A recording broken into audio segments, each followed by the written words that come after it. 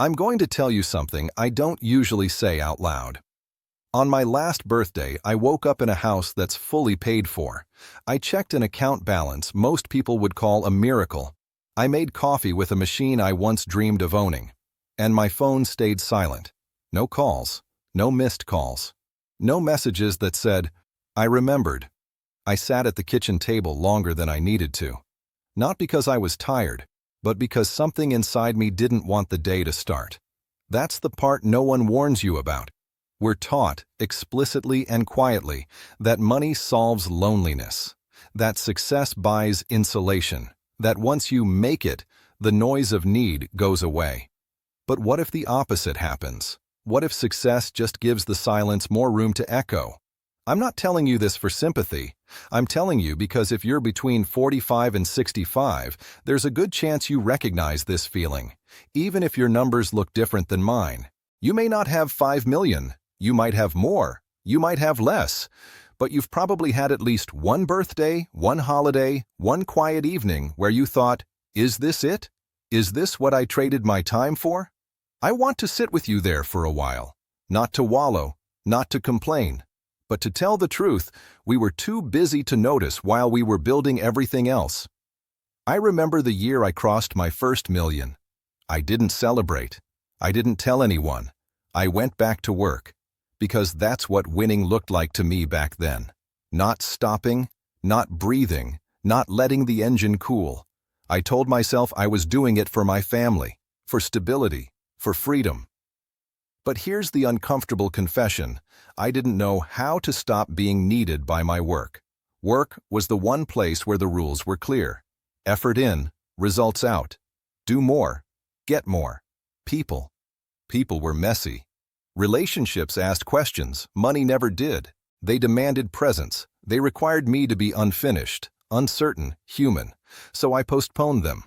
Just for now. Just until the next milestone, just until I felt safe enough to slow down.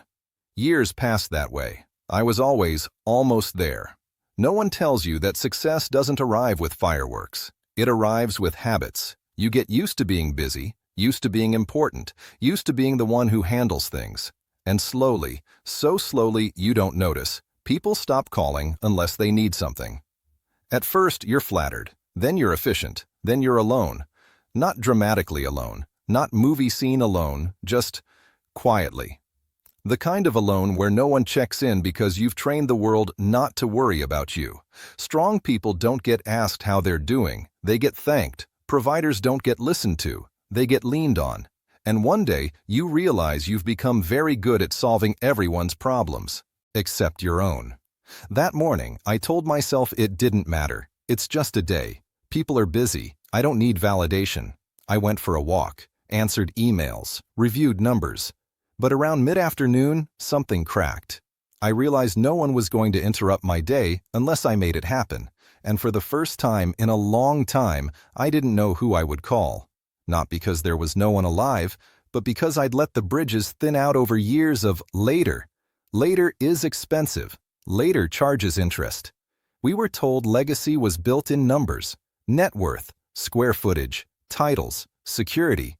But legacy isn't what you leave behind. It's who feels your absence when you're gone. And that's a brutal realization to have when you're still alive. I thought I was building a fortress. Turns out I was building walls. Walls keep danger out, but they also keep voices from getting in.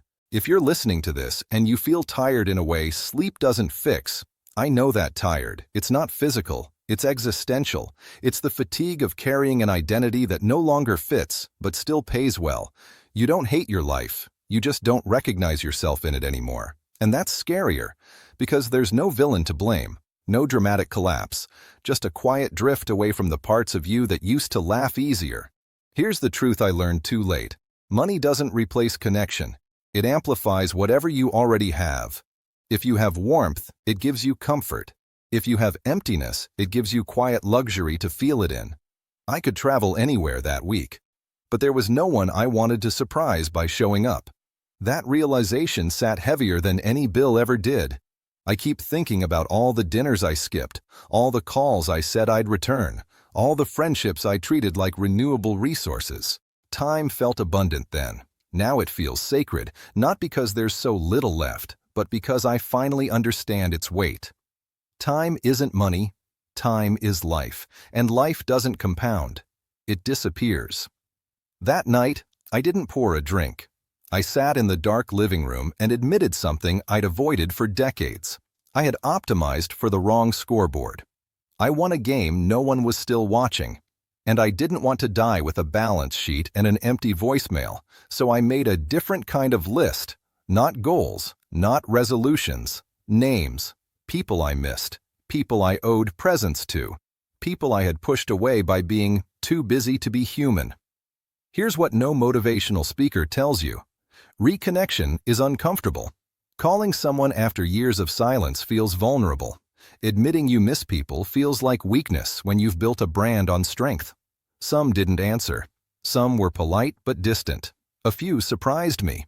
And slowly, painfully, something shifted. Not abundance, alignment. I'm learning that. Being impressive is lonely. Being present is rare. Being needed isn't the same as being loved.